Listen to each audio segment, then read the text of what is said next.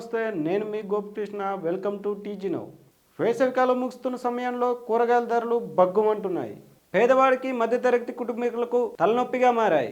ఈ రోజు రైతు బజార్లో వినియోగదారుల మరియు కూరగాయ వ్యాపారస్తుల పరిస్థితి ఎలా ఉందో వారిని అడిగి డైరెక్ట్గా తెలుసుకుందాం.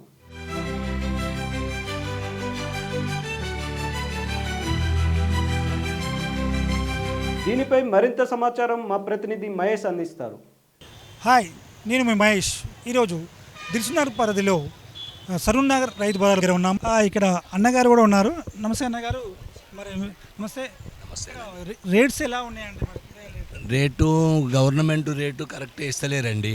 మేము వాళ్ళు ఇచ్చే రేటుకు మా రేటుకు చాలా ఫరక్ ఉంటుంది. దాన్ని కొంచెం దృష్టిలో పెట్టుకొని ఎవరైనా రైతు బజార్ గురించి కొంచెం మాట్లాడాలి. ఎందుకంటే మాకు 30 రూపాయలు ఆలుగడ్డ వస్తుంది, 31 రూపాయి బోర్డు మీద రాస్తురండి. బోయినపల్లి నుంచి రేట్లు కరెక్ట్ పంపుతలేరు.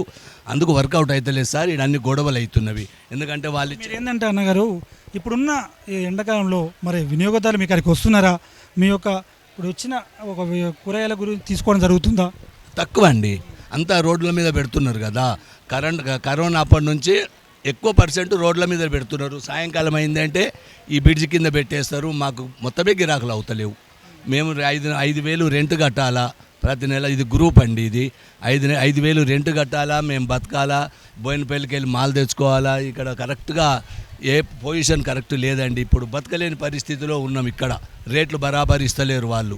బోయినపల్లి వాళ్ళు రేట్లు బరాబర్ ఇస్తే మాకు వర్కౌట్ అవుతుందండి. వర్కౌట్ కాకుండా ఇస్తున్నారు. 30 రూపాయలు 29 రూపాయలు ఆలుగడ్డ వస్తే 31 రూపాయలు రాస్తే అందులో డ్యామేజ్ పోను.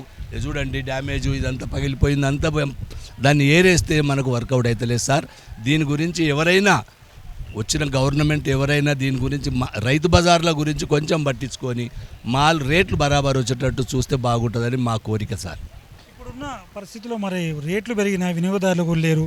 మీకు ఎలా పెట్టుబడి జరుగుతుంది? మీకు ఖర్చులు కూడా మరి అవుతున్నాయి. మనకి దానికి ఎట్లా అండి? మేము దూరం నుంచి ఇబ్రాహీంపట్నం నుంచి వస్తామండి. ఇబ్రాహీంపట్నం, యాచారం, చౌదరిపల్లి మాల్ అక్కడి నుంచి వస్తాం మేము. మాకు వర్కౌట్ అయితే లేదు.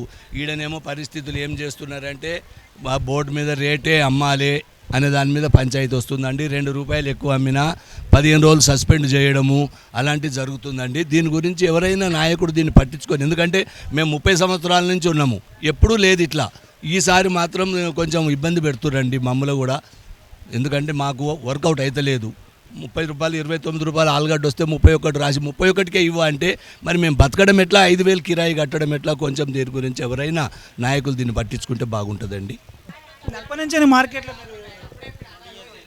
20 years అవుతుంది. మరి ఇప్పుడు వినియోగదారులు వస్తున్నారా? మీకు కొనడానికి వస్తున్నారా? తక్కువ అయ్యారు, చాలా తక్కువ. రేట్స్ పెంచడం వల్ల వినియోగదారు రాలే పరిస్థితి అని అంటున్నారా? తక్కువ ఏమి, రేట్ ఏమి ఎక్కువ అమ్ముతలేం సార్. 20 రూపాయలు 10 రూపాయలు కట్ట. ఇగో 20కి 5 6, 20కి 3, 10 రూపాయలు అరటికాయ, 8 రూపాయలు అరటికాయ అమ్ముతున్నాం. అయినా గిరాకు లేదు. కూరగాయలు కొనొచ్చాం. మరి రేట్లు ఎలా ఉన్నాయి? ఇప్పుడు కీడికే వస్తారా? ఎప్పుడు ఇక్కడే వస్తాం.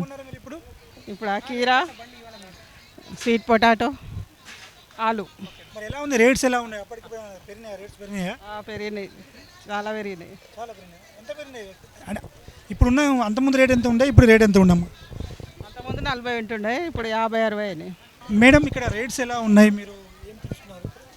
అన్నీ కొంటామండి ఎప్పుడూను. కాకపోతే ఒక్కొక్కలా రేట్ అమ్ముతారు. అది ఒక్కొక్కలాగా ఉండదు. ఎప్పుడు ఎవరి ఇష్టం వచ్చినట్టు వాళ్ళు అమ్ముతారు. మరి ఏమేమి తీసుకున్నారు కూరగాయలు ఇక్కడ? అన్నీ కొనుక్కుంటామండి. రేట్స్ ఎలా ఉన్నాయి ఇక్కడ? మామూలుగా అయితే ఇప్పుడైతే రీజనబుల్ ఉంది, బాగానే ఉంది. ఏం తీసుకున్నా? ఐటమ్ ఏం తీసుకున్నాను మీరు?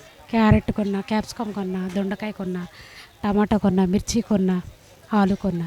మరి ఇప్పుడు ఒక 1 మంత్కు ఇప్పటికి ఈ మంత్కి ఏమైనా రేట్స్ ఏమైనా పెరిగినాయా? లేదు,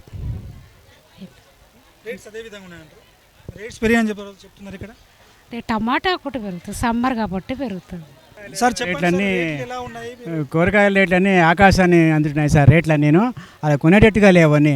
ఇప్పుడు క్యాప్సికమ్ తీసుకున్నాము 80 రూపాయలట కేజీ. క్యారెట్ చూస్తే 80 రూపాయలు ఉన్నాయి. ఒక టమాటానే కాస్త 40 రూపాయలు ఉన్నాయండి. అది మరి గవర్నమెంట్ ఏం తీసుకుంటుందో అర్థం కాదు. మరి ఇక్కడ చూస్తుంటే మాత్రం అస్సలు మాత్రం 100 రూపాయలు తీసుకెళ్తే 2 ఐటమ్స్గా రావట్లేదు సార్. మాకు అది సార్ మా ప్రాబ్లం. మేడం ఏం తీసుకున్నారు మేడం ఇక్కడ? వెజిటేబుల్స్. ఏం తీసుకున్నారు? వెజిటేబుల్స్. కూరగాయలు టమాటా ఏం తీసుకున్నారు?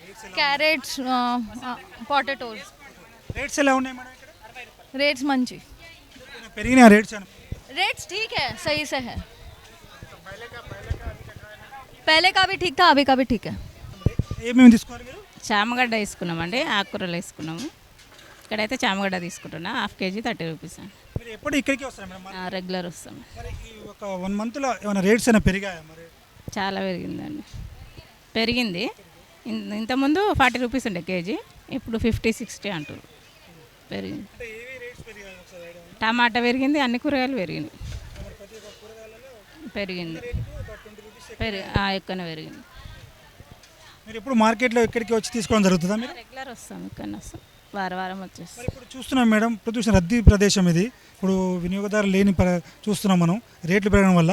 మరి దాని గురించి మేము చెప్పాలి మేడం. రేట్స్ పెరగడం వల్ల పబ్లిక్ రాలేకపోతున్నారా? ఇంకా ఎండలు ఒకటి కొడుతున్నాయి, రేట్లు ఒకటి పెరిగినాయి, ఎక్కువ పబ్లిక్ ఏమి ఉంటలేరు అనిపిస్తుంది.